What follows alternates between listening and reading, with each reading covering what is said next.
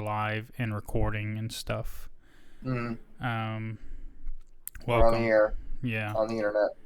We're channeling our voice to the wills of the ether, hoping the void will bring like-minded souls to listen to us talk for usually about up to an hour, sometimes an hour and 20 minutes, until I sound like I'm getting bad. Cage's like, okay, guys, we got to wrap it up. I mean... Tara's getting a little hangry, so it's time. Who's getting hangry? I'm always hangry. I'm always hungry now. Never ends. Never ceases. Yeah. Hey, 1 second. I apologize. I need to go get my dog. She's being a little loud right now. No, 1 second. all good. Well, I'm just gonna say welcome everybody to the Nerd Ledger and all that good stuff. Thanks for tuning in. If you are, if you're interested in if you're listening to the podcast version of this and you're interested in ever tuning in live, you can always tune. We stream usually every Tuesday around 5:30 p.m. Pacific time, but sometimes we make exceptions because things come up and we can't do it. So here we are today on Wednesday. Yo, thanks for the follow, Kyle Bentz. Much love. Yeah, I set up some things, some notification thingies, to some alerts and whatnot. But yeah, much love. I'm gonna replay some of the other ones too that we've missed because I didn't have any of this stuff set up. Chair's back now. I'm back. Yeah, we got a new follower, Kyle Bentz. And I set up some alerts, so I'm gonna replay some of these other ones that we didn't see. So we got motherfucking Charizard up in the house. Thank you, Mr. Charizard. I got BB-8 rolling around up there. He's my alert guy. I actually know this Charizard with V's guy. I mean, there's V's instead of A's. That's why I said it like that. Anyway, yeah, he's a cool dude, and I appreciate the follow. We got Hammer Bush. We know that guy. I'm not going to call him out by name. Maybe you don't want his name out there. Yep. But I appreciate the follow. And someone I don't know, Curving Dread. Thank you, Curving Dread. Oh, do you know Curving Dread? That's Jax. Yeah, they're a tattoo artist out in Arizona. If you want to give them a follow on Instagram or schedule an appointment at the Both Planet Tattoo Company. What? How do you know? How do you know them? I know a lot of people from the different court. I've been on the internet for a long time, so I know a lot of people. Wait, but do you know them personally? Yeah, basically. Even though we've never met in person, but it's just kind of different. People on the internet are weird like that. I don't know. It's just, you know someone for a long time, and you get to know like them and like the quirks of their life and everything like that. And, yeah. Fair enough. Tipsy Little Shadow. No idea who that is. But they I don't know who. All the way back in June. Wow. As you can tell, we're pretty far behind on alerts. And Audrey Lee 444. I hope this beeping, annoying fucking alert sound isn't too annoying to you guys on the other end. For our podcast, dude. People are going to love it. Love hearing this nonstop beeping. They're going to think that they're getting like phone alerts or some shit. Yeah. You guys love, Audrey, I know who that is. I don't know why she would put her first name in her username, but here we are. Yeah, she really likes Batman, so you guys can talk about Batman one day and probably be like a chain reaction. And she says that Batman is DC's ultimate hero and he can never lose ever. So even though he's clearly lost several times, even though she doesn't really think the Dick Grayson thing is a loss, maybe she called Robin a pussy or something like that. Maybe should have fought the Joker harder. All right. Something like that. So well, whatever. Oh, all right. Yeah. You guys will have a lot to talk about one day, I'm sure, if you ever, meet in person, which would always be fun to see. Any other people? Nope, that's it. All right. Is my dog? Can you hear that panting through my microphone? Nope. Okay, perfect. Just making sure. Not at all. But yeah, other than that, we're here to talk about the Rings of Power, but I've also been working on some stuff, guys. Some YouTube stuff. Ooh. For your music or for the channel or for the channel. Maybe I can show. I'll try not to leak anything. Okay. I heard a noise. Oh my god, what is this noise? Oh my goodness. What, did you hear the noise? No, I don't have the stream live though on my thing. Oh, that's okay. I have no idea what is going on. Ah, that's the one I was looking for. Why is this so big? Oh, that's what she said. Anyway. Hey, another thing. I don't hear any audio. Wait. Oh, wait. Hold on. Oh, that's my fault. Wait. You didn't hear it? Did you hear audio now? Okay, we gotta fix it now. We're good. We're good to go now. Never mind. We're good. All right. I had the tab muted. I forgot I did that. Sometimes I do that, and I'm like, oh my god, it's muted. What's going on? Oh yeah. Maybe classic blunder. Well, professionals here at the Nerd Ledger, only bringing you the best content of us going through our backlog of followers. Yeah. Well, I mean, hey, we're up to like 11 now, so that's cool or something. Hell yeah, dude. Did you know that if you're in... I read this. I was watching all the Penguin Z videos because sometimes he gives some good stats. Like, apparently, if you get 50 consistent viewers like on your streams daily or like weekly, you're like in the top like 2% of all creators on Twitch. Isn't that crazy? Yeah, it's everything is like super top heavy. Yep. You just got to get over like that 10. Like when you get to that 20 mark, I feel like you can really get a lot of probably build that momentum up into the 50 at least. Yeah. I mean, it's tough, you know. Obviously, it's gonna be tough. Very interesting business, that's for sure. Yeah. Jesus, this is also tough. Trying to make this bigger. Anyway, all right. So what I've been doing is just like trying to, just be more consistent on YouTube because, so what I used to do, because like I stream from a PC that doesn't have like good audio software. Not audio software, but like an audio program, like some of like on a Mac, you know, I have GarageBand or whatever, so it's easy to just like pull up like a podcast video into GarageBand and then export the audio and upload it.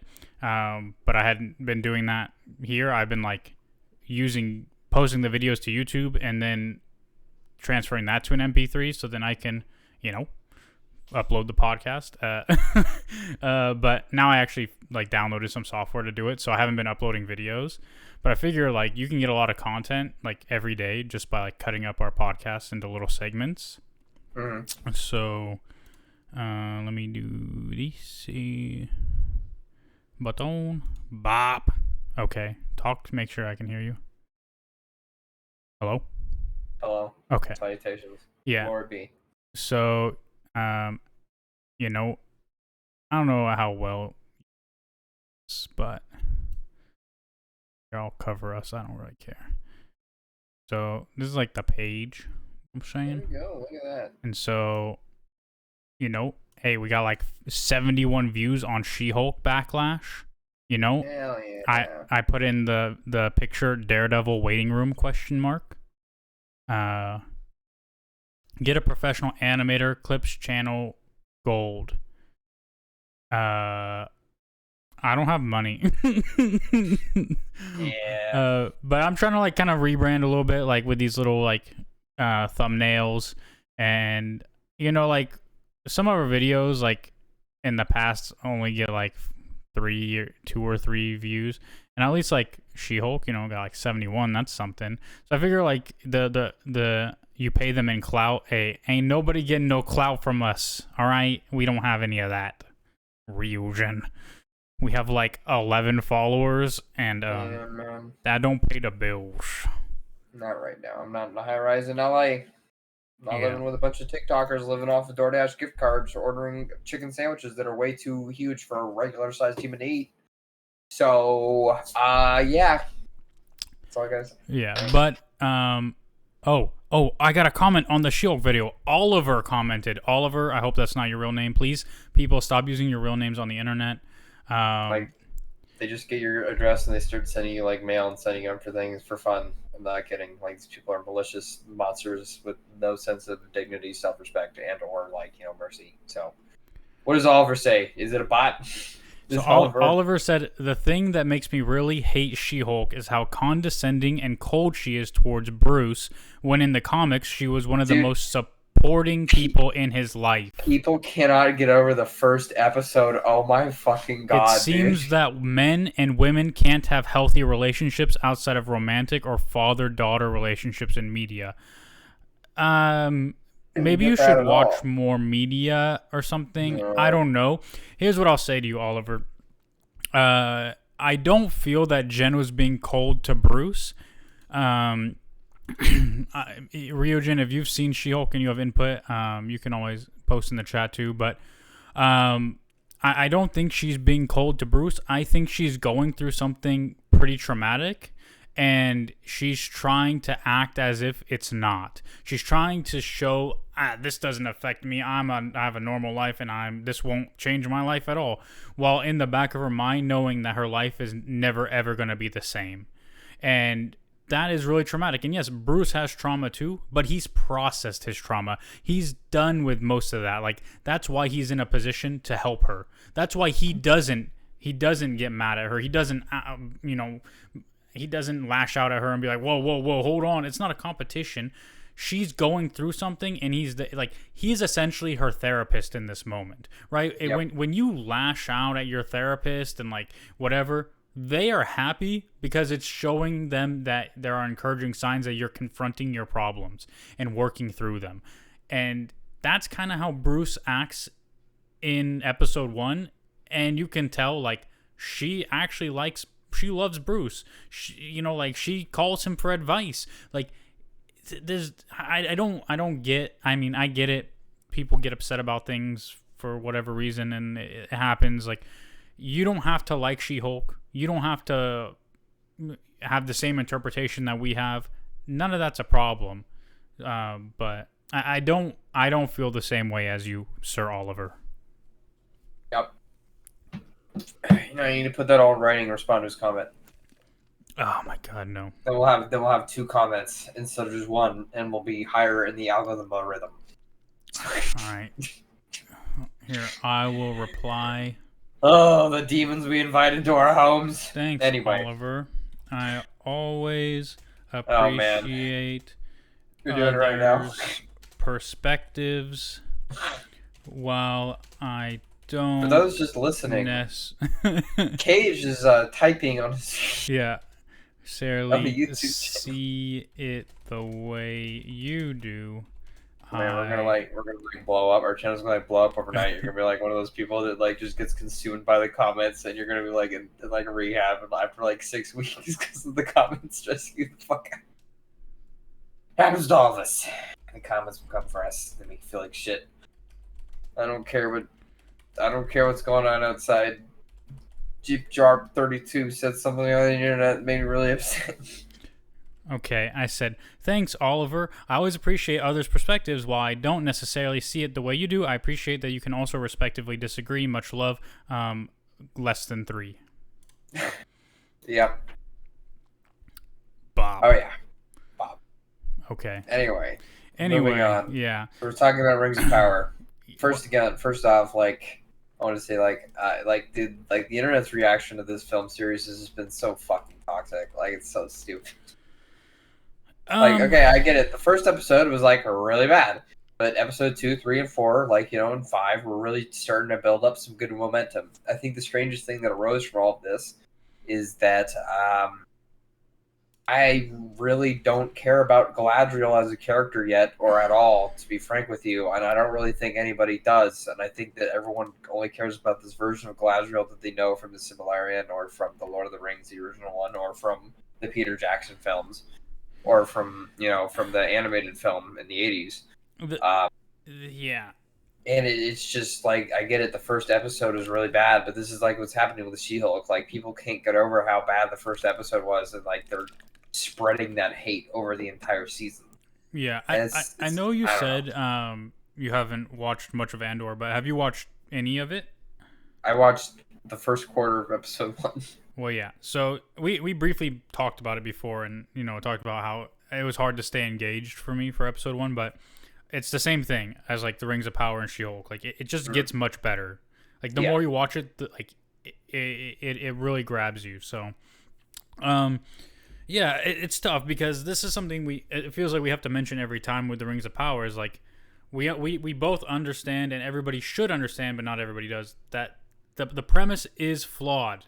Yeah, like the lore is flawed. That's that's what you see on the internet. All these titles and everything is like they're not respecting the lore, and we all know this. Like this has come out. Like they don't have the rights to the lore that these people are directly referencing in these videos of them ranting about the Rings of Power not referencing these things because they don't have the rights to it and they can't legally do it. And the problem is, too, like Tolkien fans, like we're both Tolkien fans, but like they're like Star Wars fans. Like Star Wars fans.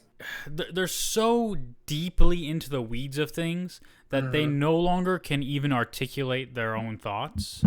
And like it's if you love Tolkien and you love some of the ideas that are present in his works, you can find those in this show and be happy with it. The problem is people are watching this show from the view that it's going to ruin something they love, and they're looking for that instead. Like, I get it. I get annoyed at certain things. Bronwyn is an idiot. I hate her. But that doesn't ruin the show for me. I don't like Galadriel, but I can also understand what the show is trying to do.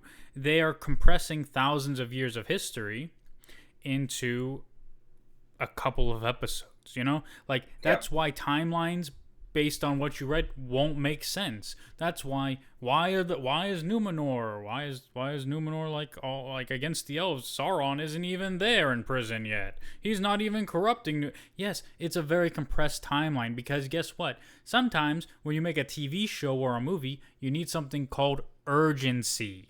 Right? You need your viewers to feel like things are going to be happening.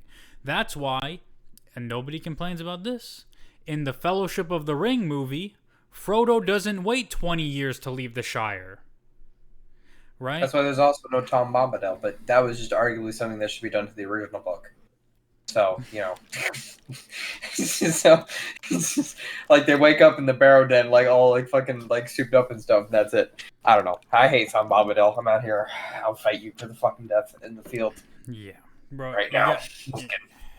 You and Tom, I know. You gotta work your shit out, okay? No, dude, I don't need this random ass fucking dude to like randomly like basically just urge these people along their like dumb little trail that they would have walked on anyway, but for these aggressive, murderous, homicidal trees that I've taken an axe to. So just saying. Just saying. Yeah. So as we go through these episodes, we can talk more about why fans are pretty dumb. But yeah, there are legitimate criticisms people can have, but yep, I have plenty of my own. Like again, like the Galadriel stuff is so weak. Like you picked up like on the 1,000 years of history. What I'm really picking up on is that they're trying to set her up as like this overpowered character, essentially. Like someone who can just beat anybody like one-on-one, like in a sword fight or something like that. And I don't mean like an Amazon way. Like I mean just like in a general kind of like God mode sort of like overpowered character sort of way. Yeah. Like I think this is communicated best when she just scales that, like it just cuts that tower, and then she's like she smashes a window and she's there in a dress, like nothing happened.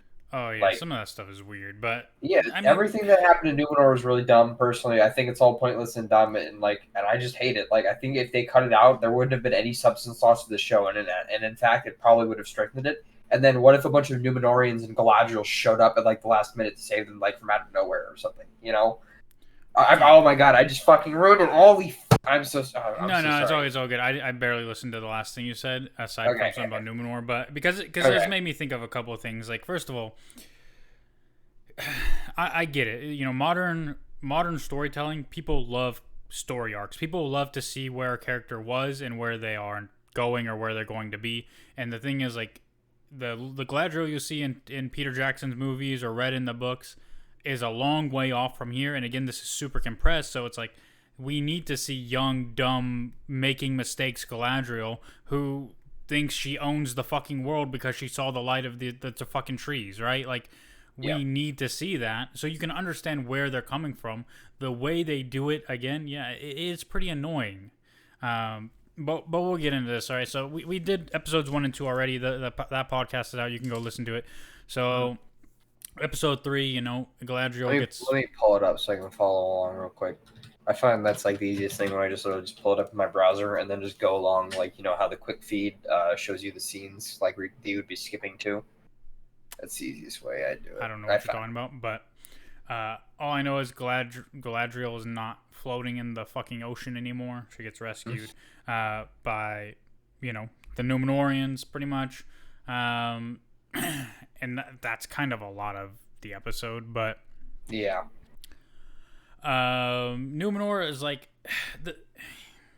So Númenor, by the way, one thing for this episode, it looks amazing. It looks super cool. It does, but I think people will have a problem with Númenor, not because of how it looks, but because of how it's like this like kind of remote island that like seems like not too crazy. Whereas like if people who have read about Númenor are gonna be like, no, Númenor is just like incredible, like the mightiest empire of men to ever exist. Like they have the best sailors, the best swordsmen, the just like the craziest, most intellectual, most, you know, god pharaoh men of all time, and like they could easily conquer anything, and then like they could barely muster 3 ships to go sail to Middle Earth. And like, look, I get it, but this is a TV show.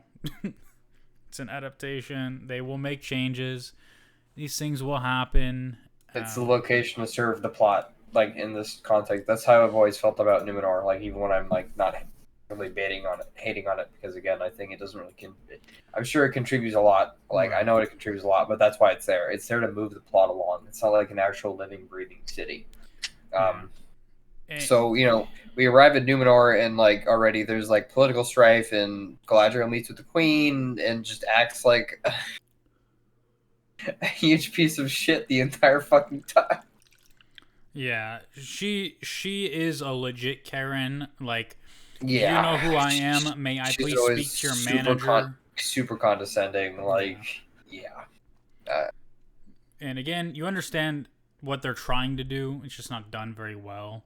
And then we skip to this scene of some dudes that we didn't really know or care about on a boat sailing to join a Sea Guard thing that, again, none of us really cared about or wanted for or asked for. And then, like, you know, they're on the ocean and they're sailing and they're talking about brotherhood and stuff, and then that's over. Like, it was so fast. Like, it's like, what? You learn that this dude is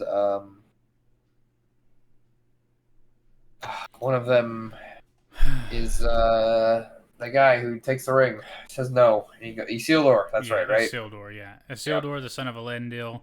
Yeah, he's on the boat. The sea is always right. Some bullshit like that.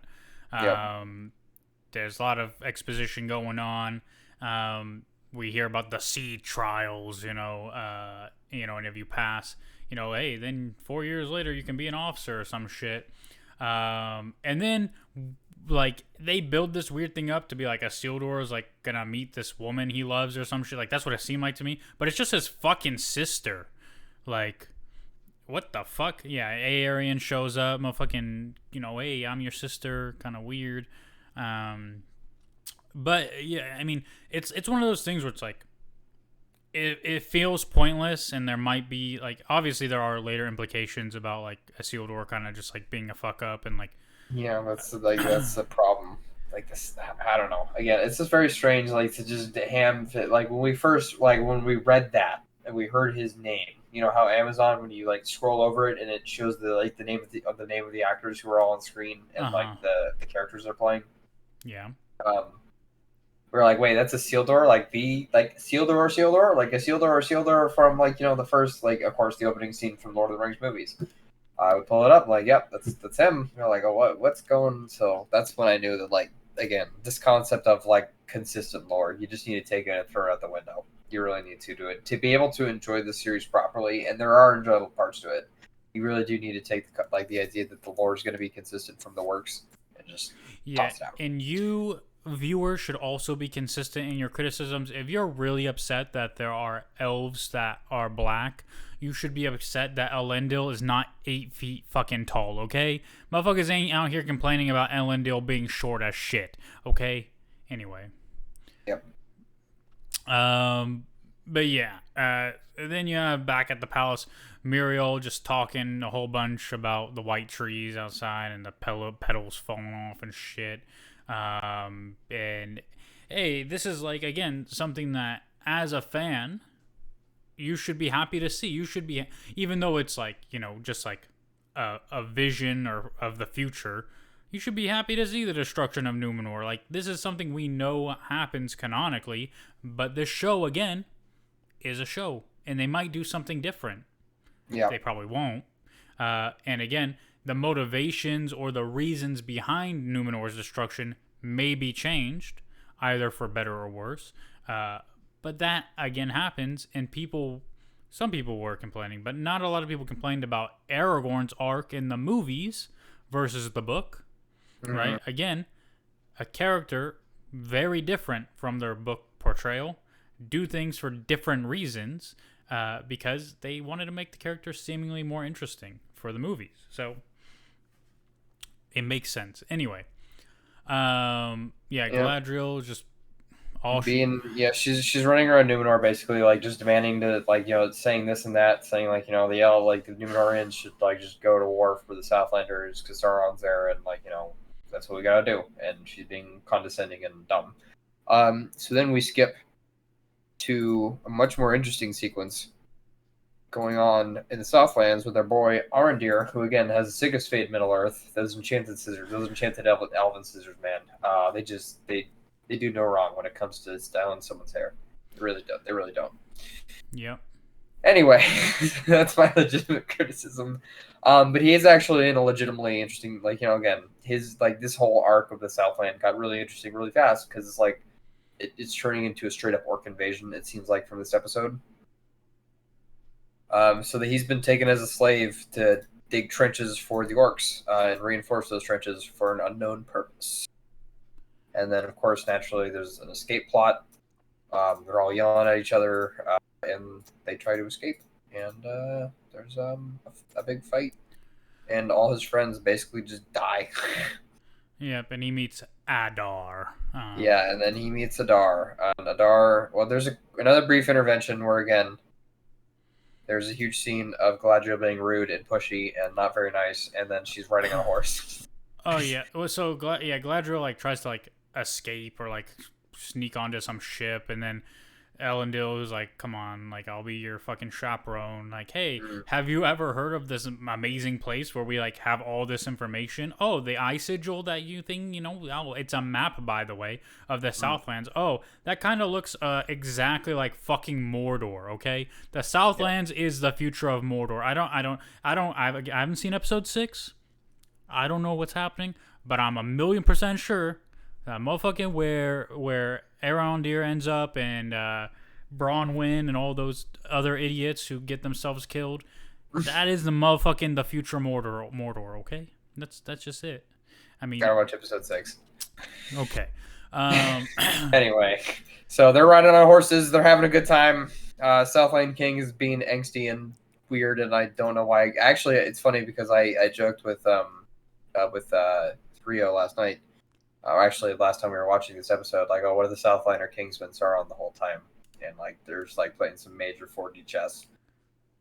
Interesting take. I don't know. Would be great if they fucking did it, but they're not going to do that because that would be too clever and too interesting. So, Yeah. I mean, we also have Halbrand, who just is trying to become a smithy or some shit. That's all going on. Yeah, and then he murks some people in an alley in an incredibly violent way. For leaving. And then Galadriel is in the scroll place where she gets all of her fucking questions for her plot answered. It's the room of 1,000 plot solutions, and they get it. So, yep. And then we get on to the good stuff. The the more Harfoot stuff. More yeah, Harfoot Hobbit. yeah, yep, the Continue. Harfoots. Yeah, the migration bullshit. It's kind of hard. Everything kind of runs together. Yeah. But they're getting ready to leave in this one, right? And then Yeah. there's like some weird like, oh, we're like you guys are pretty much gonna get like this is one where they all talk about like the ones who The got left people behind, behind, yeah. Like it's so funny they talk about family again. Like this is and like they kind of a weakness in the plot where they talk about how much they love family and each other, but then like, hey, if you fall behind, like we don't give a fuck about you. but yeah, they literally act like they care, and then Yeah. like they're just like, oh, you guys are gonna drag us down, fuck you. Yeah. Like It's so fuck. It's really. Yeah. it's kind of weird, yeah. So the big guy, he's there running around. They steal some star maps for him because again they think he's like from the stars or trying to find certain stars. So they steal some star maps for him, and yeah, he gets dropped into the fire, and everyone's like, "Oh, who is this guy?" And they try and kick him out, but they convince him like, "No, let him stay because he's like a friendly giant or something." So they're like, "Okay, you gotta take care of him though." They're like, "Yeah, fine, no problem."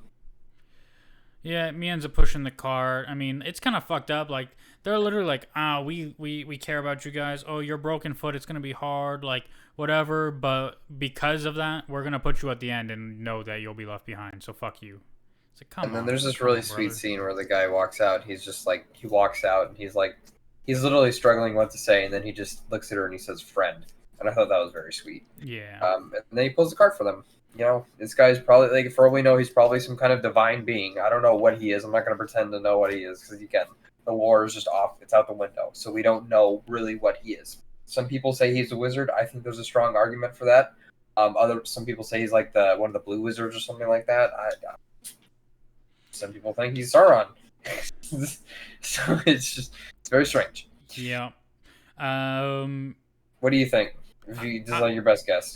I feel like they're trying their best to make you think he's Gandalf, while also trying their best to make you think he's Sauron.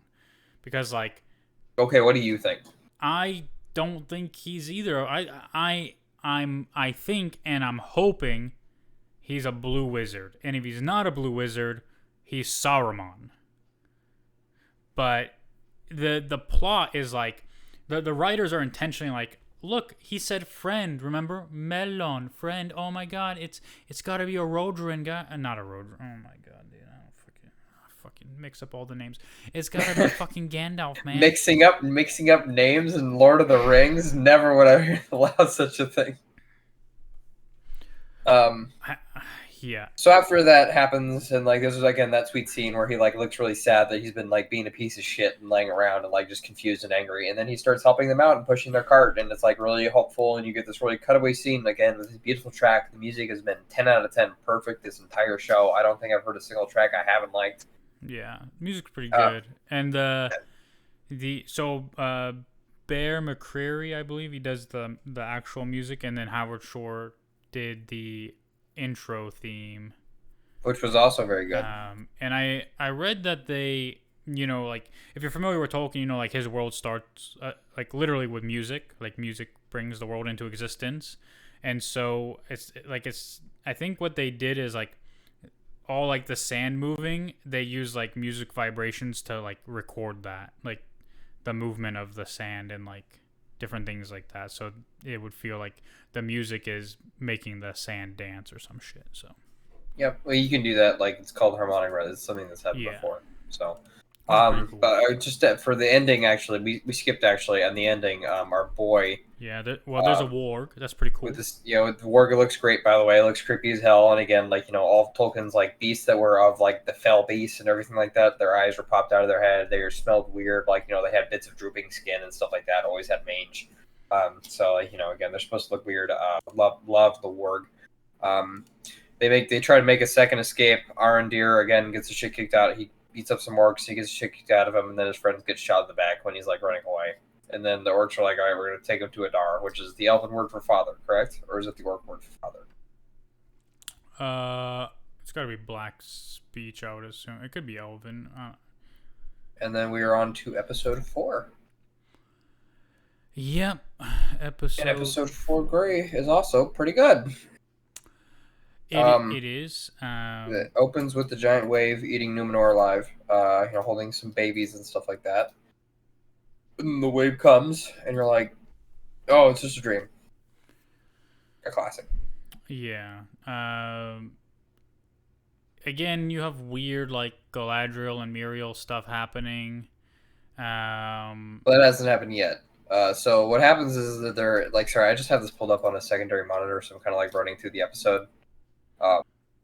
So they go to this again. This is where I think Numenor, like, it feels like more of a place where the plot happens rather than a living city. The political, like, there's like having a political debate in the middle of the square, and then another politician walks up and starts yelling, and then like takes the day, and then it cuts to Galadriel. And you learn that this politician's all crafty and stuff like that, and he's just setting up another plot. Oh, yeah. Oh, my goodness. This is way too much. It goes to Galadriel being all pissy and angry at the Queen Lady again. And just again, she's... I don't know what else to say. She's Galadriel, and this Rings of Power Galadriel. It's not going to go down well in the history books. Yeah. So anyway, all that happens, and they're back on a boat, and they talk about friendship or bonds, and he feels like, oh, I don't know my father, I'm fucking up, blah, blah, blah, blah, blah. The line wasn't secured right. You got kicked out of the Sea Guard. Fuck you. Some dumb redemption arc, and then all of his friends get kicked out of the Sea Guard, too. Yeah. Nobody gives a shit, and then the cool start stuff, and you meet probably the most compelling villain. The Sea Guard shit is so pointless. It's so dumb and stupid and dumb. Dude, you're going to fucking Middle Earth anyway, like... Yeah. It's so dumb. It's so dumb. And motherfucking Farazan in his fucking annoying ass son, like, dude, I get it. Like, you have Farazan in here because, he's the one who ultimately leads Numenor to their doom. But like, he's a nobody. Yeah. Like, he's just like, oh yeah, I have the people's ear and shit. Like, come on, brother. Nobody gives a shit. So anyway, so that all that stupid stuff happens, and then probably the best thing in this series happens. We get introduced to Adar. Adar is creepy as fuck. He looks like a sadistic person. His eyes twitch when he speaks. He licks his inner chops a lot. He's absolutely fantastic, very compelling villain that has been carried throughout the series, and this is our first introduction to him. And he's just great. I love him. I love the actor who plays him. What do you think? What do you think of Adar? Yeah, Adar is good. Again, another character that they want you to think is Sauron, but is very clearly not. Is he Melkor? Is that no, that's what? No, Melkor is dead at this point. Or not dead. Who do you think? So who do you think this is, Adar? I think he's just an old corrupted elf who. My guess is they're gonna lean into the idea that is spouted in the Lord of the Rings movies that orcs used to be elves that were twisted, Or I thought it was the Uruk-hai. The Uruk-hai were elves. Yeah. Well, there's I know the scene you're talking about, where he's like talking to the first Uruk-hai. They pulled out of those weird like mud sack things. No, he's talking about orcs though. Like he says, do you know how the orc first came to be, right? But like Tolkien had also written this idea before that orcs were corrupted elves, but he later changed that because he changed a lot of his stuff all the time. Yeah. Yeah. But that's why the first edition is like $50,000. It's so expensive to get because everyone wants one because it's like the original copy of Lord of the Rings before he himself edited it. Right. It's funny. He talks about how much he hates editors and he was his own editor. And I wonder if that means he hates himself. Well, he literally. He doesn't like other editors, Yeah. But I mean, that's the interpretation that Peter Jackson went with. And so for me, it feels like this is like he might be the corrupter, right? Like the person ultimately who is he's probably like a Maiar who is using his influence to corrupt elves and turn them into orcs because he seems to be like the ringleader of the orcs, Yep. And he talks to Arondir. Arondir. I don't know how that's his name properly. Yeah. In Elvish, asking where he's from, and I think this whole scene, these few lines of dialogue are basically just to communicate that Adar is from the old Elvish lands, back in the far west or wherever it is, like those golden gates of heaven. And then again, he has very good presence, very intimidating. His outfit looks great. He has one of those wraith gauntlets on one hand. It's just good stuff. Yeah, and then he's like, "Yo, Aaron, dear bitch, go tell the people at the watchtower that I'm coming." Yeah, and so like he sends him. Yep. Which I have a gripe later, but it's kind of dumb. Yeah, it's kind of dumb.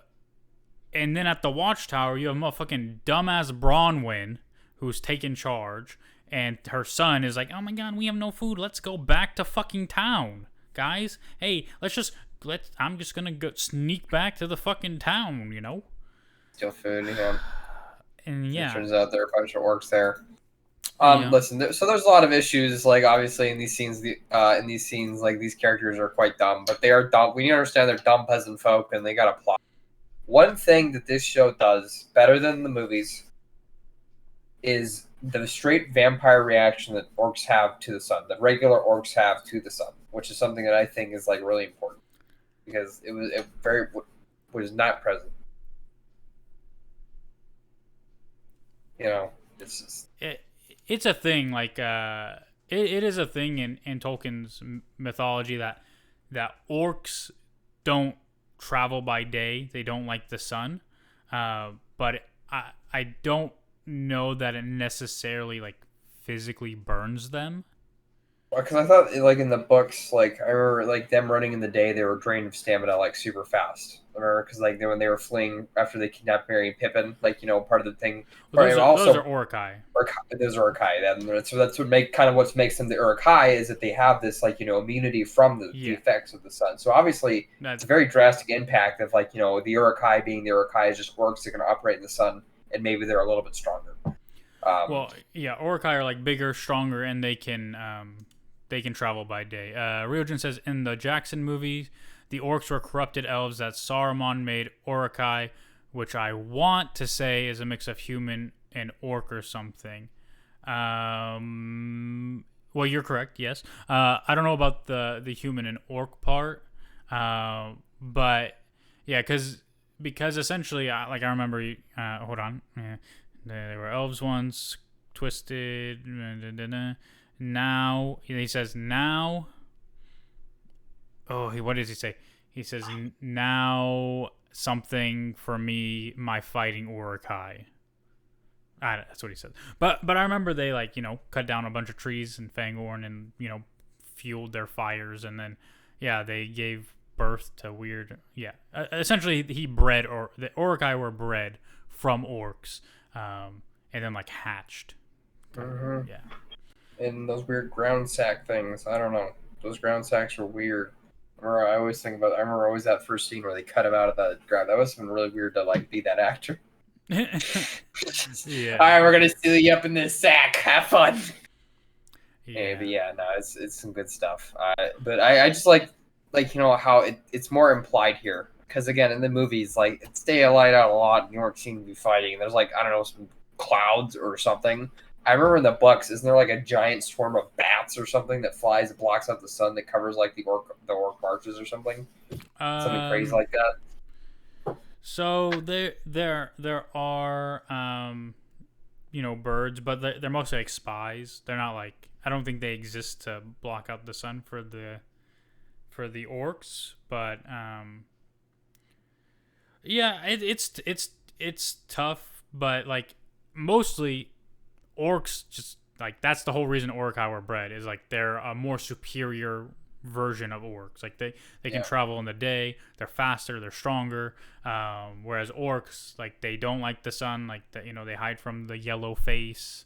And again, for the sun immunity too, I keep this one line always comes back to me where Tolkien describes the Uruk-hai as running with their tongues out during the day, so even then the sun still has an impact on their species, orc or whatever.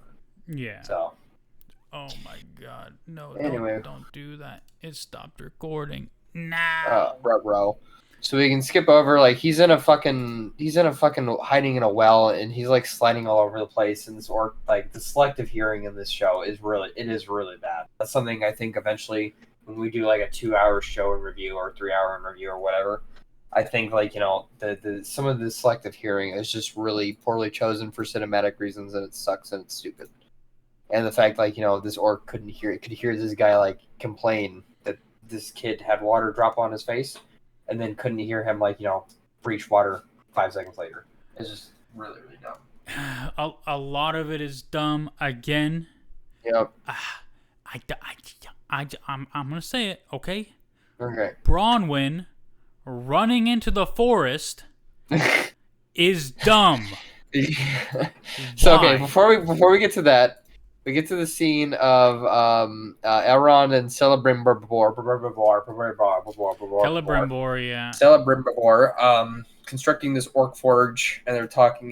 He's talking about because he's trying to. At this point, it's revealed to them that, like, they need mithril, right? We've already had that conversation. Nope. No. Okay, so he's talking about it like it's like saying that your father said that my life would be in your son's hand one day. I think that was the point of that scene. Eventually, nope, was leading up. That's episode 5. In episode 4, Celebrimbor, is suspicious, so Elrond goes back to Moria to see what Durin is hiding. And Dee says, like, nah, he's just like in a quartz mine. And Elrond's like, okay, you're lying. And a bunch of other shit. And then eventually, they find out about mithril in that episode. Ryujin says, there was no... Okay, this is a quote. Here we go. I believe this is from the book. There was no dawn between March 9th and 10th. This was the day which is called the Dawnless Day. A large cloud from Mordor silently crept over the lands of Rohan and Gondor, covering the sun and preventing sunlight from penetrating the cloud. Sauron's purpose was to instill fear amongst the army of the West, and also to ease the passing of his minions who feared daylight. From Wiki Fandom about the Siege of Gondor. There you go. So they did block out the sun. When you mentioned birds, I was thinking about the when they came to spy on the Pass of Caradaras. Yeah. So, but yeah. So yeah, this is the thing that again, people will complain about all these different things about the Rings of Power and all these changes they make, and they just talk about how characters aren't the way they were described in the books. But ain't nobody I've seen on Twitter mention the changes to Mithril. Have they just stopped watching at this point, or what? And I doubt they stopped watching, because these people love to watch things they hate, so they can complain about it. And nobody's talking about how Mithril isn't just a very special, precious metal in the books, but in this, it's like fucking God's fucking blood coursing through your veins. Ain't nobody talking about that. Yeah. But yeah, so Elrond, is like, gives an oath to Durin. He's like, I'm not gonna tell anyone about your mithril and shit. Yep. Yeah.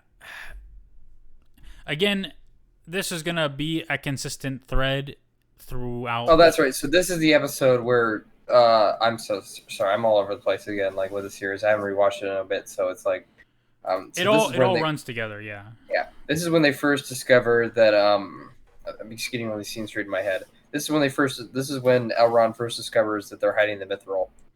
And they go down, and they have actually, again, like, the writing between Elrond and Durin is very mature and very thoughtful, so I do like it a lot. Yeah. And then when they're basically talking about mithril and, like, how important it is, and it could be, like, again, it could be the future of the Dwarven race and stuff like that, and, Elrond just swears to not, he's not gonna, spill the beans. And then there's Cave-in. Cave-in happens, Durin runs in, full bar.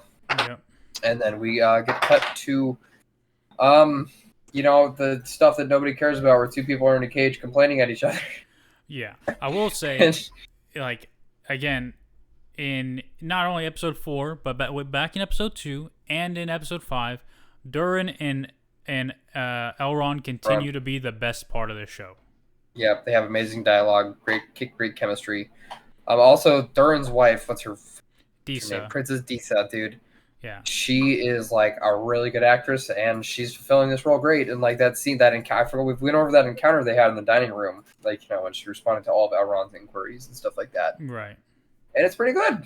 Like like even though she's like totally blowing smoke out his ass, like it's so good stuff though. Because she was basically just telling him to shut the fuck up and don't ask any more questions. Basically, like he was yelling at her, like she was yelling at the kids, yelling at him like she was yelling at the kids. So it's good stuff. It really is. And then like you were all saying, the Elrond dwarf stuff is amazing. Like the Gil-galad stuff, we haven't had much of that yet, but oh my god, dude, yeah. And again, if people are going to complain, again after you watch episode 5, complain about fucking Gil-galad. Yeah, Gil-galad is really bad. Gil-galad is such a weak character. And like you were saying, back in Numenor, motherfucking Kemen tries to shoot a shot with Aery, and he's like, "Hey, baby." They're in jail complaining, and then like Galadriel scales a fucking super high tower to go see the king, who's going crazy. We all kind of knew this because again, like nobody knows who the king is. Nobody's talked to him in a while. And then we get a really arguably like probably one of the coolest CGIs we've seen so far when she uses the they're hiding a what is these fucking? There's only 7 of them. What are they fucking? Palantir. Palantir. They have a Palantir, which is also the name of the old king. Yeah. Like the aging, dying king is Palantir. Palantir. That's so funny. But so basically Galadriel's like, why is everyone in the city being so mean to me? Even though she's like walking around the city being fucking nasty and a half to everybody she meets. So it doesn't make it's like pretty up for airs, but. Either way, so she's like, okay, come down, I'm going to show you something. And she shows her Palantir, and like she's like, Galadriel's like, I've used a Palantiri before. But apparently this Palantir only shows the disaster that's coming for Numenor. I don't know if that's like a real thing or not. Yeah, the Palantirs are essentially there are 7 Palantiri, and they're pretty much cell phones. Like they're meant to be ways to communicate between different places. That's why they're placed different places around the world, and leaders can use them to communicate and like whatever. But yeah, I mean, as you saw in the movies, like Sauron used it to like manipulate and show people what they wanted to see, or scare people. Like that's what he did. That's what he did for the steward of Gondor. He just showed them all, look how fucking huge my armies are. Bitch, you're gonna be a fucking speck on a map when I'm done with you, kid. Ryu says birds are Saruman's, bats were prominent in Battle of 5 Armies, Hobbit, yeah. She said Azeroth's lifeblood mithril, I mean Shungite, I mean plot device. Yeah. Yeah. You know what Shungite is? You ever heard of Shungite? No, I've never heard of Shungite. You really? You haven't? That's a meme. No. It's a Dr. Disrespect. Hey, I got so anyway, I got this Shungite. No, not Shugnite. I think he's locked up in prison or something. Shungite. I'm talking Shungite. Hold on. My dog is going insane. I need to let her out. I'm sorry. All right. 1 second. Let her out. Do your thing, my brother. Keep talking about Shungite, though. Yeah, Shungite. Little rock stones. You place around La Casa. They're meant to ward off thing. I don't know. I don't remember what he said, but it's pretty funny. I just know it's an old meme. But yeah, hey, Mithril being fucking like this crazy ore that can like salvage all elves' immortal souls is pretty crazy. So I'm saying, Sharon and I will talk about that when he gets back. But I'm back. Okay. Anyway. So we get the Palantir scene. Palantir is just like an orb. She puts her hand on it. There's like a cool CGI scene where it's like stretching out in 3D. And then it just switches to a whole nother scene where she sees the Great Wave swallow Numenor. And she's like, damn, that sucks. Anyway, so then nobody cares about that. And it switches back to well, what's her name? We also get the news way before all that she'll be shipped back to the elves, right? To the elves. Yep, they're just gonna put her on a boat and ship her away. Yeah. So anyway, Bronwyn, the melon salesman, as my friend Rio wanted to call her. Oh, because of her badonkadonks? Yeah, I think maybe that was the implication. I don't know. Whenever she's on screen, Rio just puts melons in the chat, so I don't know. Fair enough. We'll put 1 to 1 on that. All right. Yeah, so he shows up so one of the kids, two kids went to the village to get supplies, and then they're like, where's the other kid? And he's like, well, I fucked off and I left him behind, and fuck you. And he brought over a bunch of supplies, but also like he left his friend. Yeah. So the mountain salesman, Saleswoman. a woman, uh, Bronwyn leaves with a meat cleaver in her hand to go rescue her. No, she doesn't do that. But so her son Theo is running around dodging orcs, and what is arguably probably like pretty much what happens is motherfucking Theo gets caught. Yeah. And Orga's like, motherfucker, what is you doing in my village, bitch? And then Theo's scared, and then Arondir fucking murders the fucking orc. And then Theo's all covered in blood, and then they're running through the forest. This scene, I actually like this forest chase scene. I think it's pretty fucking cool. To be honest, I like the scene until motherfucking Bronwyn runs in with the fucking cleaver, dude. Like, I see that. Here's the thing. Like, I actually thought it when Orlando Bloom got on a fucking shield and like fucking domed 4 orcs like, running down the fucking staircase. That was cool as hell. That's fucking and sick. It's also something that's actually in the possibility for elves because they're like they have like superhuman abilities. They have superhuman agility. They have superhuman strength, speed, all this stuff, right? So we get this really great scene where he fucking catches an arrow out of the air and shoots it back, and I thought that scene like so cool, dude. It really did. The sequence is really cool. It is. He's like because he just wants to save him. Like he just wants to save one person because again, like all his elf friends are fucking dead. All. Like they all got murdered by they all got ate alive by a warg. Yeah, and this is again one of the criticisms that people have of the show is like all these women are like meant to be so powerful and moral high ground and blah blah blah, and all the men are idiots and dumb fucks. Okay, Bronwyn is the dumbest person in this show. Yeah. First of all, in episode fucking 1, she abandons her child. Yeah, that's what something Rio said a lot too. For no reason. For no conceivable reason, and in this episode, she's running towards death to save him. The meat cleaver with like a regular meat cleaver. It's so funny. And a dress and a cloak. No, she has a sickle. It's even worse. I'm sorry. She has a fucking wheat sickle. So it's so funny because Arondir looks over his shoulder like, wait, what the fuck? What is she doing? Dude, if I was Arondir, I would have just shot her. Yeah, dude, turn around like, run away. It is really funny. So then they're running, and then they get to sunlight again. I really do, and then they're out of the range of the little dumb orcish short bows, which I think is actually a good scene. To show that they're just out of range because the orcs have these dumb little bows that can't go very far. And I don't know, the straight like reaction of orcs have to the sun and just hating it is something I really enjoy. And then we get skipped to this lady. She was an opera singer, right? Who plays this dwarf? I don't know, but yeah, she is singing in the mines. She has a voice with very strong bass, and if it's just her pipes, she's got some fucking pipes on her. That's all I gotta say. It's very impressive to get to those high ranges and then hold them for a very consistent amount of time. I understand that they added some audio effects towards the end, but I just think the entire scene is really cool, and I also think like that spillover is a very well shot, where Arondir, Theo and Bronwyn are like chased out into an open field, essentially, like they're running from the orcs. They make the final stand because I think they're like on a cliff edge or something like that.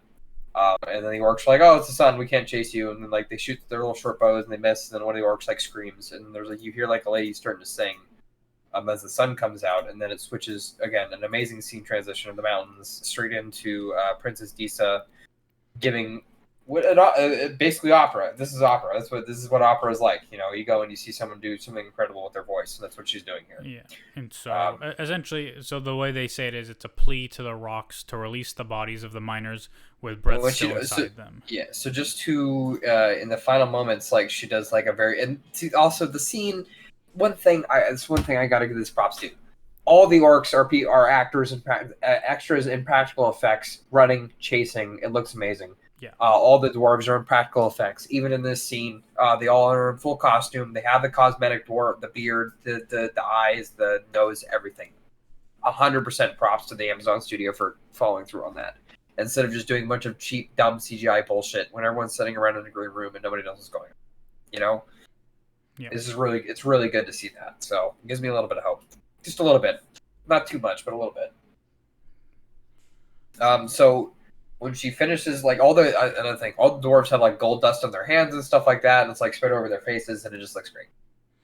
Yeah. And in the final moments of her song, like it turns into this audio effect. It's like super trippy, and it's like echoing through the rocks. And Elrond looks down and sees like the shifting sand that has little gold flakes in it, like just moving around, and like to like almost kind of like the intro sequence to the show. And it's like really cool and really awesome, and it's really good. And then Princess Disa explains what it is, and Durin comes in and says they got them all out, so I guess the play worked because the scene was like really cool. Good. Yeah, and then there's like this kind of Yeah. thing where Durin's really mad because his father's like, hey, we can't, because again, like his father doesn't want to lose miners because mining mithril is apparently very dangerous. Getting out of the rocks is dangerous because there was a cave in, and like it was pretty. Dwarves are really good at digging caves, so if the mithril like caves in somehow, I assume like there's something that's going on. Yeah, so he wanted to seal off the vein, and Durin is just super mad. And Elrond's like, yo, man, my dad, he got put into the sky. My dad turned into the moon. Just like not Avatar. the moon, but yeah. Oh, the sun. I'm sorry. No, or what did he turn into? The North Star, pretty much, or the morning star. That's pretty badass. Yep. Yeah, and he talks about it's a great weight. And like the emotions communicated in this scene, the weight of the acting, it's all fantastic. 10 out of 10. Standing before a fire, Disa is standing in the background with her hands crossed because she knows it's very serious, so she's letting Elrond give her peace, and it's just good stuff. Really, really good stuff. Yeah, and then Durin goes back to talk with his father. That's a good scene too. It's amazing. It's an amazing scene. It's probably the best scene in this whole episode. Like I love Durin. Like, so. Bro, tell me why. Hold on, I gotta blow my nose. Hold on 1 second. Let me mute myself. You can speak though. No, I'm just saying, like the dwarves in this show are just like the perfect model of like healthy family relationships, whereas like elves are like conniving and like weird, and men are also kind of like conniving and weird. But dude, dwarves are just like dwarves in this show are the shit. They fucking rock. But yeah, essentially it's agreed upon that Durin will travel with Elrond. That was a big one. Yeah, so what happens is, sorry, we're back. So he meets with his father, King Durin, and I really like this king guy. Like, I like him sitting on his chair looking over his realm that he built, like, and he's like, obviously I think they're trying to communicate that he's like super old and almost to the end of his lifespan, if that's how it happens for dwarves. I don't know. But again, we don't know like the major lore implications here because we don't know if the lore is how consistent they're going to be, because sometimes they are, sometimes they aren't. But also, dude, Peter Mullen, he was in Game of Thrones, and he was fantastic the entire time he was on screen, and he was probably the only person that got an actual legit send-off. An actually legitimate send-off in the last season. That's a good thing he got out what he did, or else it would have been a fucking nightmare, everything else that happened afterwards. So, but Peter Mullen is in full get-up, no CGI. He is 100% cosmetic up, and he is just fantastic in this scene. He's such an amazing actor. The subtle communications of emotions, like the... Sorry, I'm talking a bunch. So go ahead. No, it's all good. I'm just agreeing with you. Like, but it's not just him. Like, most of the dwarves are just like the best. Yeah, you know what I mean? Really good actors. Like, yep. And even the way they're written is just like the dwarves are such a good example of like healthy family relationships. Like, I mean, other than again, there's a little bit of conniving there between his dad and him, but again, every ruler in this show seems to be far more interested in like preservation, like, than anything else. Like, all they seem to care about is their own selves, right? And there's some deviation from that. I mean, initially that's how Muriel is, like, very isolationist kind of thing, and then she's like, oh yeah, okay, well maybe we should help because I don't want Numenor to be destroyed. I'm like, yeah. So so that happens. Like, we get to they have the. Sorry, did you just like skip to the end of the episode? No. It's just but yeah. Durin's going with Elrond to Linden, and then so because also again, like, the writing for the scene is like, I sense it. Like, even Elrond doesn't even know his own intentions. Like, he doesn't even know why he's here. Like, he thinks he's here for a reason, but I think, like, Dwarves know what's up. So they're gonna go. Yeah, I mean they they're know gonna go there's to deception, but they think it's like Elrond knows about it, but Elrond don't know what the fuck's going on. Yeah. So we get a cut to a scene with the melon salesman. I mean Bronwyn, up on a cliff's edge with Arendir, just doing the most classic, like, oh, he saved my son and me so many times. Oh, romantic subplot. Oh, it's so basic and stupid, and I just hate it. It's really dumb. Yeah, and he's it's like, not it's definitely not the most top tier love scene. That's all I'm gonna say. Like top tier like relationship I've ever seen on screen. So let's just leave it at that. Yeah, it happened. Arendir, he delivers Adar's message, and whatever. Bronwyn is just Bronwyn. And then we kind of get this reveal that Waldreg is like a follower of Sauron, and he knows about Theo and the hilt, and he says that the Starfall was a sign that Sauron's time is near. Yeah. We get cut to a scene of a warg eating an arm, and this Aldar guy is sitting on there, like, just smiling like he's watching a puppy, like, chewing a bone. Again, in a very sadistic, like, twist fucked up sort of way that just communicates sheer unfettered evil in the most perfect ways. So again, all hats off to him for being just evil. This is the most evil looking motherfucker currently on any show. This guy, Joseph Malwal, he's got it down. Yeah. And then you're back in Numenor. Galadriel's on the boat. She's leaving. She's getting kicked out. This summary says that the boat is waiting to take her away, motherfucker. That boat was halfway across the fucking Sundering Sea, okay? Like, this is another thing. Like, this boat is gone. And then, like, Muriel is like, oh, shit, the pedals are falling. Let's get her back or some shit. Like, how did they get her back? So fucking stupid, dude. Well, send someone out to sail and go find her, bro. Yeah, okay. They're Numenors. They sail. And they come up with this stupid expedition idea thing where, like, okay, we're only going to send 3 ships to go. Who wants to go? And then a bunch of people volunteer. And then all the guys that got kicked out of the Sea Guard get back into the expedition. So that plot was pointless and stupid, and it was wasted screen time. We could have been talking to hobbits, seeing more cool, badass elf stuff, seeing that guy on screen be evil. Literally anything else. Yeah. And then that's the end of the episode, where a bunch of Numenorians are raising their hands saying, I will volunteer to go on the expedition. I'll go to Middle-earth, guys. Yep. Harry Potter Death Eater copyright infringement. I don't know what we were talking about when you wrote that, Ryogen, but Harry Potter Death Eater copyright infringement. How evil that guy is. Huh. Wait, do you know what you're talking about? No. Okay, well, I'm sorry. I don't know when you typed that, so... Let's skip around. Yep. Oh, the arm tattoo mark thing. Oh, that's right. She, the Waldreg? The mark. Like, how everyone's got the mark on their arm, she thinks it's, like, straight up ripped from the Death Eaters. I thought she meant, like, that Death Eaters are, like, copyright infringement of Nazis or some shit. I mean that entire, like, basically Harry Potter is World War II. So. Yeah, but people say that about Lord of the Rings too. Yeah, well, I would call it World War One, but whatever. So then we go on to episode 5, right? You've seen episode 5? Yeah. Did you want to save it? Like, I don't know if you have much more time or not. We're past an hour, but we can do 5 and 6 together, or we can just do 5 now.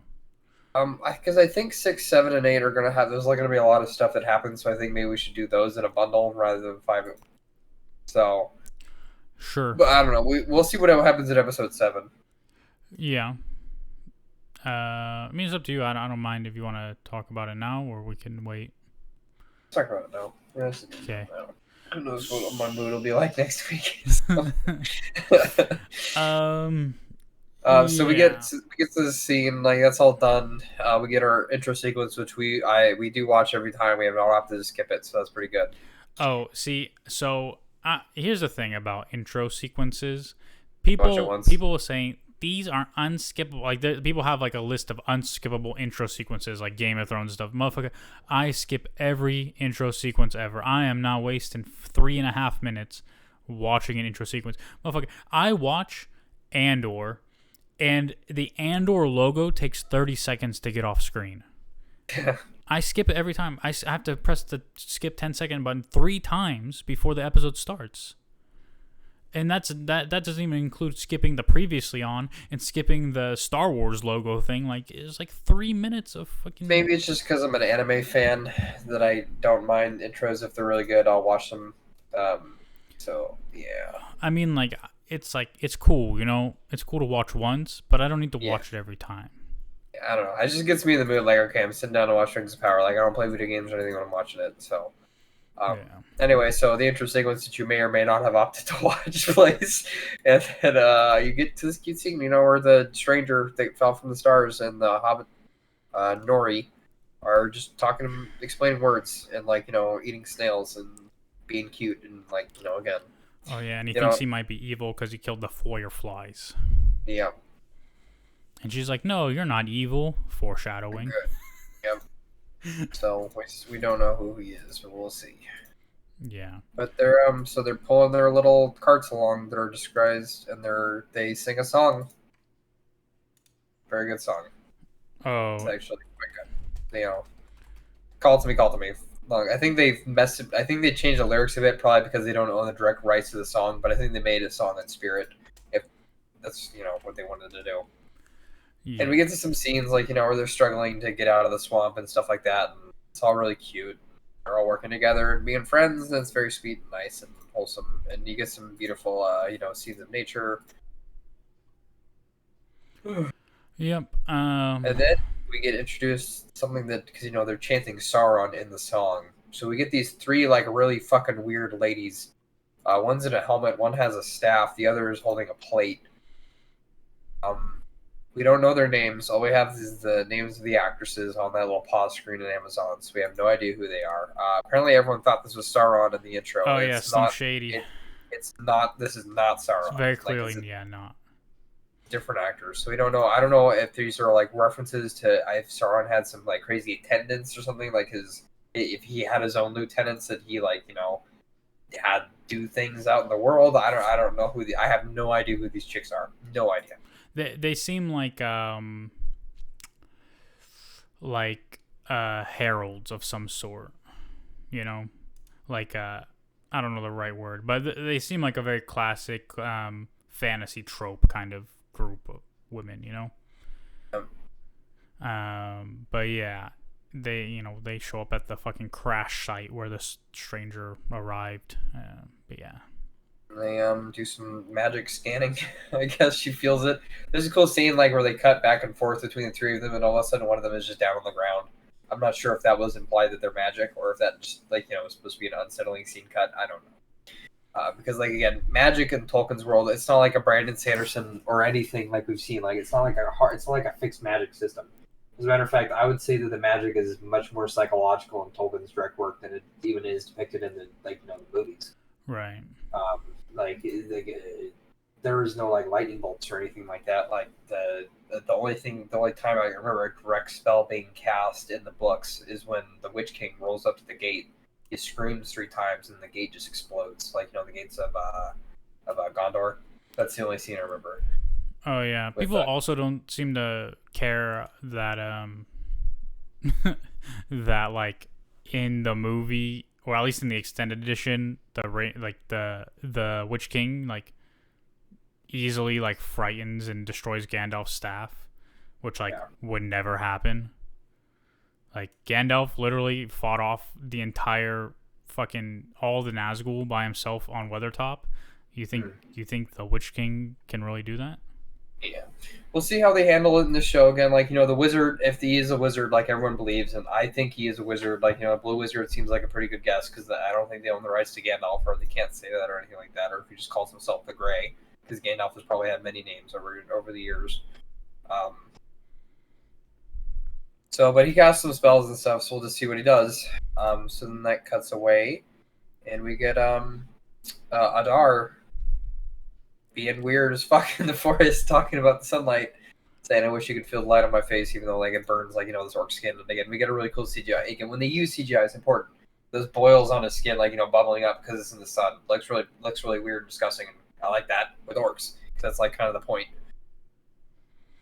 Yeah. Yep. And then, we get back to Bronwyn and Arendir talking about the orcs coming to attack, and then, one guy shows up and he's like, "Hey, fuck that, let's leave and like throw ourselves at their feet." No, but like, we're just something that's happened hundreds of times in history, so I don't understand why everyone's like fucking complaining about that scene at all. That's happened. We have tons of real world real world events where cities being invaded or something's being sieged, and there's like a group of people that are like, okay, fuck it, let's just like go and surrender ourselves, and like at best we'll be slaves. It's better than dying, So like I don't understand why everyone's like hella mad that people wouldn't go with that guy. Like I don't know, people get scared like that. You'd be surprised. So anyway, so that happens. So basically, that evil guy who's like a spy for Sauron, like takes a bunch of fucking random ass people with him, like a big chunk of people. And then, Isildur and Elendil are yelling at each other, and the fucking all this Numenor stuff is so dumb. I don't like it at all. Why don't you pick up? Because it seems like you're better at covering this than I am. I mean, here's the thing, right? So the Numenor stuff is kind of just like whatever. Like we all the Isildur weird subplot, like honestly, it feels like they want you to care about it because it's Isildur, right? But like you don't really care about it. You don't really care about his friends. You don't really care about all this stuff happening. Like you end the last episode and you're like, hey guys, we're going to war, but let's take a fucking year and a half to like gather our troops, even though only like 20 people are going, right? Yeah. And like, dude, Halbrand, okay, he's mysterious and whatever, and like whatnot. And he's like, you used me, and she's like, yeah, you used me, and like, bro, they're just bickering. Oh, I'm Galadriel. Look at me, just defeat every fucking soldier in like the most advanced warrior civilization to ever exist. Like, yeah, I apologize. My Amazon has crashed, and I'm no longer able to go for the video for some reason. So now we're really flying by me. Oh, Ryujin said 3 creepy witchy ladies and very Greek the Fates thing Hocus Pocus 2 crossover. Not wrong. Talking about the like, what would they be like? To me, it's like heralds of Sauron. That's what they seem like to me, right? Yeah, or like maybe just 3 confidants or lieutenants. Like we don't even know those are their real forms, because again, like it starts getting weird with Sauron. He's like a shapeshifter. That's like his thing, right? That's like the most. That's like kind of what makes Sauron Sauron is that he changed shapes. Right. And Morgoth is always Morgoth, as far as I'm aware. Yeah. So, also, okay. Oh, never mind. But, okay. The whole, it seems like we're being very critical, and we kind of are, but I still really enjoy the show. I do too. It's just like little things are kind of annoying. Yeah, again, like I could skip the Galadriel plot and I could never watch it, and it wouldn't have mattered at all. Which is a shame because I actually like Elendil quite a lot in the show. The rest of them I don't really care about. Like, that's kind of it. Like, Muriel's not great. Farazan is actually interesting. But Galadriel, like Halbrand again, kind of interesting, but like I don't really care about Isildur and all his friends and stowing away and weird stuff and like, the dumbass Farazan's son trying to blow up the fucking boats and like, which doesn't make any sense. Even after he talked to his dad and his dad was like, "Yo, you know what kind of opportunities this can give us?" And whatever, and then like all of a sudden now that's like, oh, maybe this is a bad idea. Maybe this is like a sign from like the gods, And then to sum it up, this next part of this, like I might skip it because again, like I'm flying blind here. I'm really trying to get this bag up and running so I can be guide and we'll have a light in the dark to guide through. Okay, here we go. I just completely closed the browser. So yeah, they're talking, and then they're talking and talking. That's just it. Like it's all talking, and they're all yelling at each other. And then we get back to the Harfoot stuff, where they're, they see warg track. They're not wargs; they're wolves. That's what they say, right? Wolves, yeah. Yeah. And then the big guy uses his magic to fight off the wolves, to save some random lady. Yeah, and everybody now loves him, even though they were thinking about like trying to boot him because like we don't know who he is. This is like kind of sussy, you know what I'm saying? Okay. Like, Yes, dude, Magic Force now. they were doing some weird gossiping. All right, they're like, I don't know about that big guy. Maybe we should like leave him behind and like kick him from the group and shit. Like, that was kind of weird. I'm not gonna So we lie. get this dumb scene. I knew the minute I watched it that when she takes on 7 sword fighters at once, it's sword fighter YouTube is gonna go fucking insane, and I was 100% correct. And again, like I think throughout the series, they're trying to communicate the idea that Galadriel is overpowered because it's hard to explain because you haven't watched episode 6 yet. But I think Balrogs are on the way. That's basically how I'm gonna end it.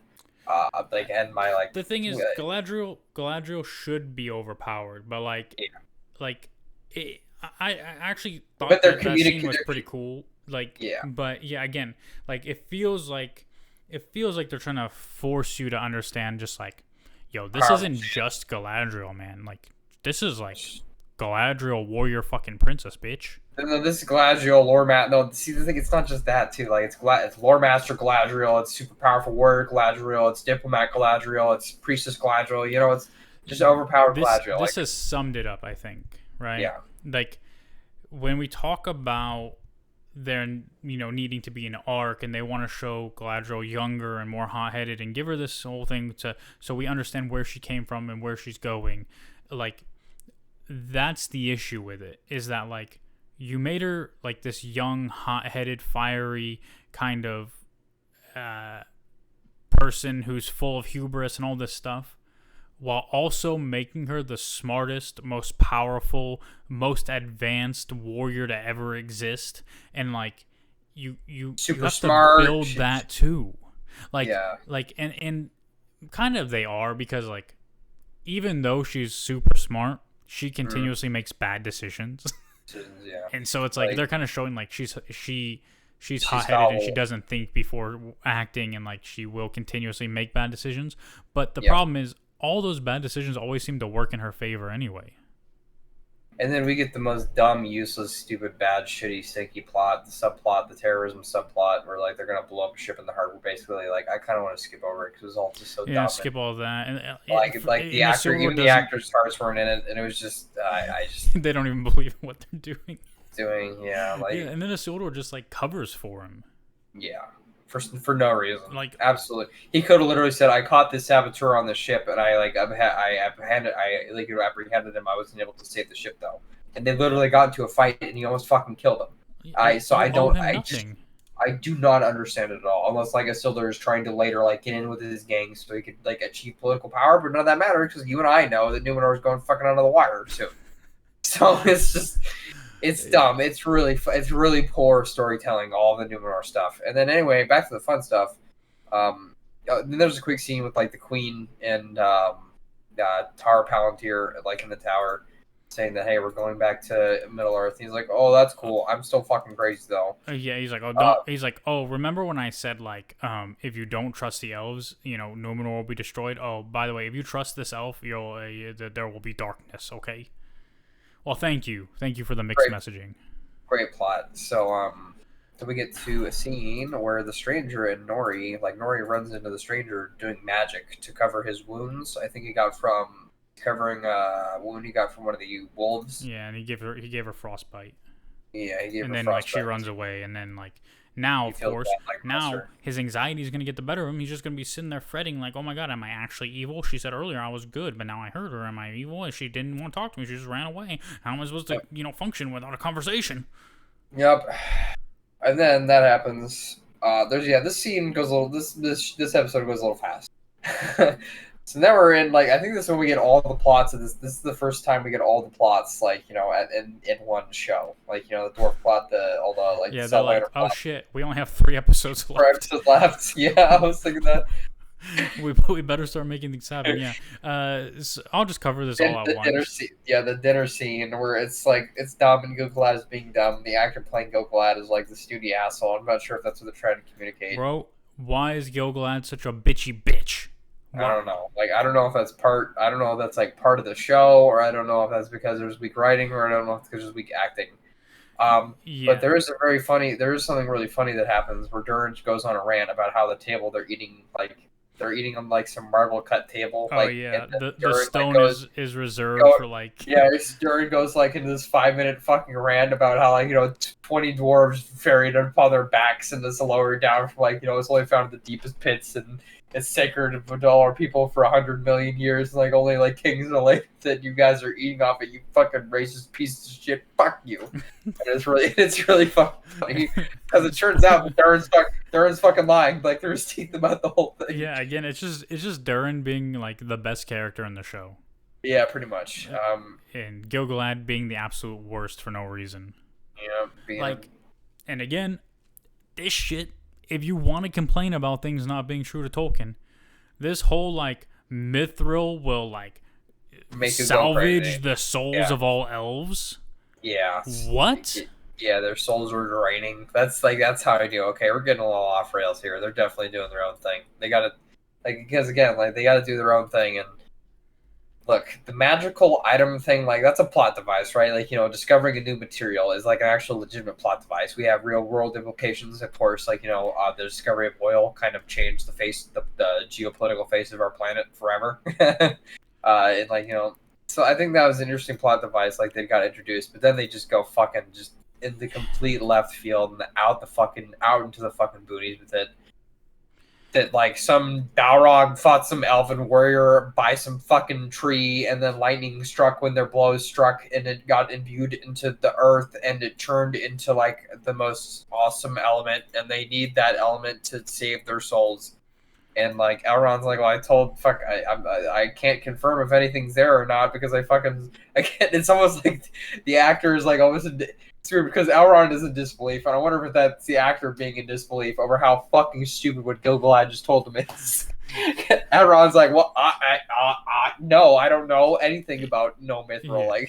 Yeah. Ryujin, this is the episode where Elrond and Gilgalad are talking at the tree. Yes. Yeah. And he's like, look, dude, it's diseased. Is your oath really more important than maybe this thing maybe being able to possibly, in some reality, maybe prevent this?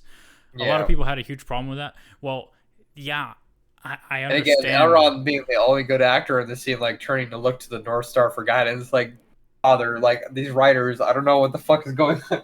Oath breaking suggested by Gilgalad. Yeah, motherfucking Gilgalad is like fucking NATO in the lore. He's like, bro, an assault on one is assault on all. This guy's ready to go to fucking war for anybody. Like, and then he was like, hey man, yeah, they completely warped his, again, like, all the elves were supposed to be goody two shoes, like the way that they're so pure and innocent and all this in them.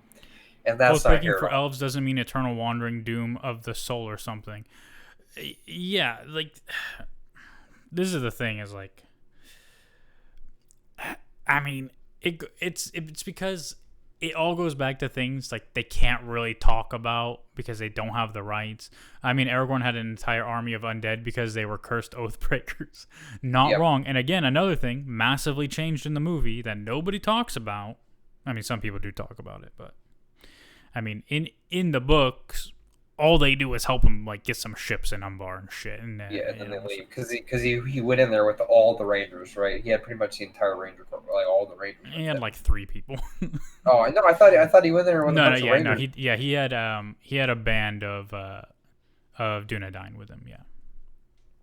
But it wasn't a lot. It wasn't a whole bunch, I don't think. And he had Elrohir and Eladon as well. But yeah, OP sons of Elrond, ultimate warriors, killers, held to serve orcs eternally because, like, orcs fucked up Elrond's mom. Elrond's their wife. So yeah, and that's the thing is, like, okay, hold on. Did you disappear? Oh, you're back. Can you hear me? I'm so sorry about that. I have no idea what just happened. Like, this Amazon video player, I think, is fucking up my computer. Yep, it just crashed again. Oh god, it's fucking crazy. Still live? Yeah. Still live. You're back, so that's good. So let's just pick up. Gilgalad is, like, telling him to do stupid stuff that Gilgalad, again, is just really unhinged. Bro, yeah, it is. Like, yo, hey man, your oath isn't all that important. This might be able to save all elves. You know what I'm saying? Like, it's like, dude, you don't even know for sure if it'll do anything. Like, you're just making an assumption that Mithril is going to be your ultimate savior, and it's like, again, none of this to, like, most viewers, like, it probably doesn't make any sense. And even to me, I'm just like, yo, where is this? What is this plot point? It just makes very little sense at all. Yeah, like, and it's supposed to be like a super important crux. Like, I'm pretty sure it's like the reason probably they're making that forge is because they need the mithril to make the rings. So either here's what's going on: Gilgalad is straight lying through his teeth. He's already been swayed by Sauron to make the rings. That's what I think is going on. But it wouldn't even be Gilgalad. Like, well, I mean, again, we don't know what they're gonna do with this stuff, but like, it's Celebrimbor who. You just cut out really bad. Is the stream still live? Yeah, okay. Still live. Okay. But like, you would think, like, I don't know. It's like this weird conspiracy that like Gilgalad and Celebrimbor are involved in to try to like manipulate Elrond, because of his innocent heart, or whatever. Like, Celebrimbor straight up says, "Oh, your dad, you know, he always said you'd be my salvation." Oh my god, bro. That was what you were talking about earlier. You can talk about it if you want. Yeah, so, like, you know, it's just, his dad says, like, oh, if it is manipulation, it's very obvious and it's very poorly written. If it's not, they're stumbling around in the dark here with this plot and they don't know what they're doing. And again, manipulation, at least manipulation is a plot. Like, that's the thing. Like, at least, like, okay, the mithril thing is just a bunch of bullshit. I'm just fucking lying around. I just want the mithril from the dwarves. They're the only ones that can actually successfully dig it up from the ground. We need it to make the rings. That, to me, seems like an okay. It seems like it's not the most amazing plot hook in the history of existence, but it's still an okay plot hook, you know? Yeah, but saying they needed to save their immortal souls is like so contrived to me.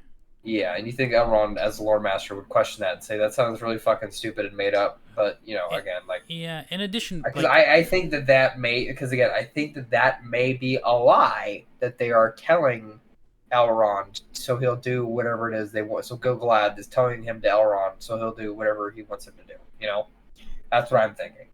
So what I'm thinking is that Sauron and Gilgalad are already in cahoots, and that they need the mithril to make the rings. I think that's what they're going for, personally, but I could be 100% wrong. Yeah, it seems to me like that's like what they set up. Oh yeah, they turned Gilgalad into Boromir's dad. Bring me this mighty gift.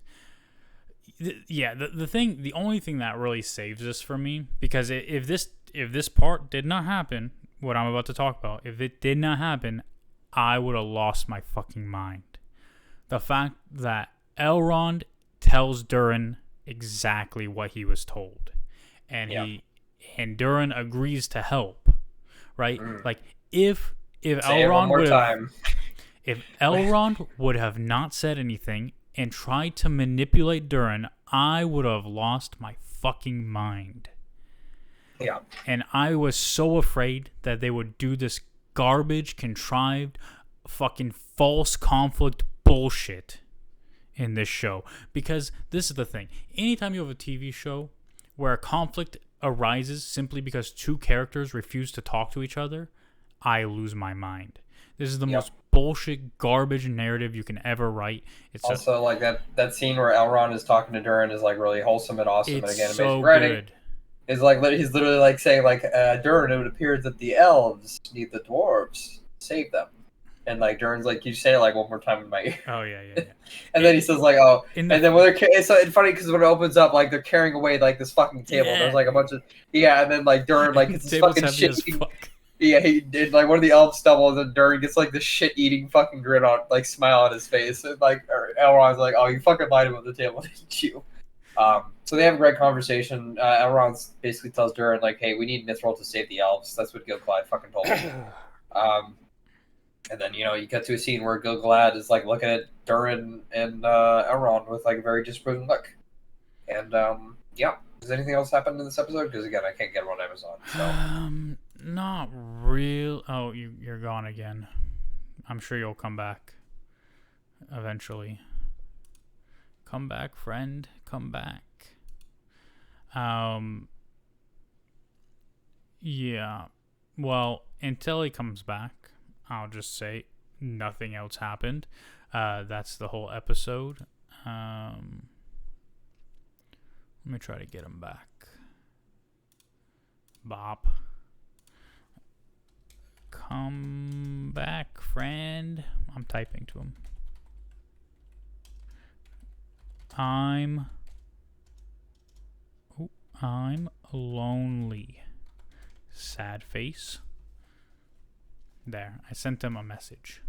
But yeah, even so, like, the thing about this show is like it is very frustrating in a lot of moments, but there is a lot to enjoy as well. There are a lot of allusions to some of the lore, and I just had one of my monitors crashed. I'm sorry, so No, we'll definitely all have to good. wrap this up. Have to wrap this up soon. So how does this episode end again? That was it. Ryojin says, isn't the whole thing of the elves losing immortality related to the corruption of the world of evil, the evil that Gilgalad also covered up when he sent his warriors on the ship? They do talk about that in this episode, where it's like, again, Gilgalad just being the worst. Where he's like, oh yeah, dude, we sent Galadriel away because she was like, we thought she might be our downfall because she's more interested in trying to find evil in the world or some shit. Is Mithril supposed to be like an immortality patch against corruption? Maybe, I don't know, dude. Again, like, it's just supposed to make really cool weapons and armor, and it sucks that they're taking it in this direction. Hopefully they won't take it much farther in this direction. And again, like, what I think, I'm just hoping what I think is true. The Gilgalad is completely full of shit. He's a straight up lying to Elrond about this stupid story, and that they just need the Mithril to make the rings. I hope so, because at least that would be more interesting than this weird contrived plot about, like, how they're going to lose their immortality, which, like, doesn't even seem possible, to be honest with you. Like the immortality is not like it is literally a curse for elves. Kind of, right? Like, yeah. Like, the mortality, men being mortals, is considered a gift. Yeah, you know what I mean? They do more with their lives or something. I think was the idea. Yeah, so this, like, weird. Again, they will not take all the themes and all the philosophies of Tolkien and intertwine them in this show. They'll do their own kind of thing. But, like, this plot point just seems so weird. Yeah. Like, you could have done something far more interesting or far more compatible to the story, but, like, maybe I need to rewatch this scene or rewatch this episode to maybe get a better understanding. Maybe I'm off base here. But it seems like he's just like, oh yeah, well, Mithril, like, hey, we need it because this corruption on our tree is, like, damning our immortal souls or some shit. And it's like, well, what? Yep. Are you sure? Are you absolutely positive? And then they're so shaky about it. They're like, hey man, we really believe you should break your oath because this might work. Mithril might work. Not us seeking out evil and trying to defeat it, not us doing anything meaningful with our lives and trying to help the world of men or anything else. We don't care about that. We just want this magic crystal that, can save our souls or something. Also, why do they care about that tree? Is that just the mood rock of their bloodline or what? Yeah, like, again, what is the significance of that fucking tree? It's not Laurelin. It's not Telperion. It's not fucking one of the white trees. Like, it's not the tree in Numenor. It's not the sapling Isildur is gonna bring to fucking Gondor. Who cares? What is this tree? Oh, dude, it was there, and then this Balrog and lightning and shit, and then, like, that created Mithril. Okay. That was so fucked. When they made that story, I was like, that's so fucking stupid. And they had their own dumb little CGI animation for it. Like, is this another Warcraft reference with a magic elf tree connected to immortality? Honestly, no idea. Like, it's probably like the Norse myth as well of, like, the tree of life and shit. Like, but again, these are not themes that resonate with most audiences, and it's hard for me because I've read a lot of Tolkien, and Rio as well. Like, very clearly knows what the fuck she's talking about.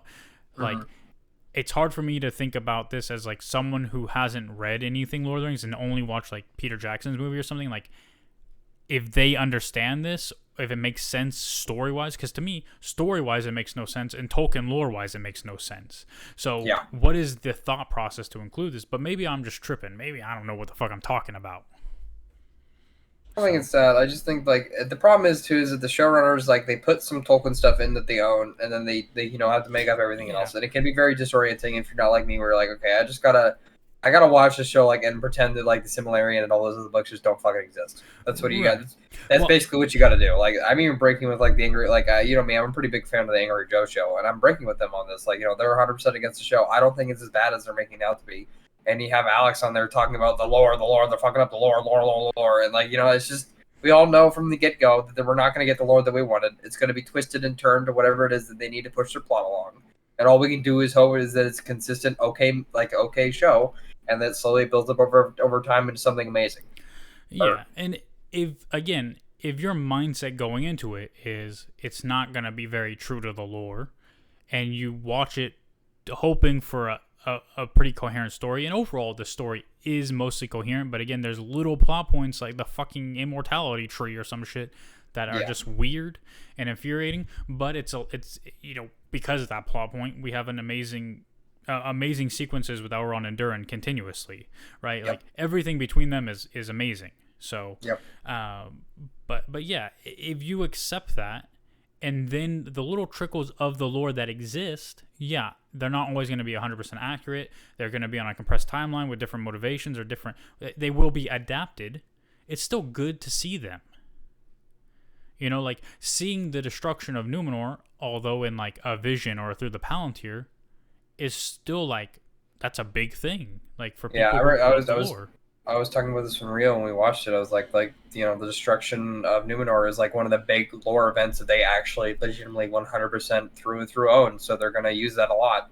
Like with the Balrog thing, I think Balrogs are coming because Balrogs, like along with the Numenor stuff, is one of the great strengths that they have. There's a lot of cool stuff about Balrogs fighting elves and stuff. So I'm hoping we'll just see some of that, in the coming episodes.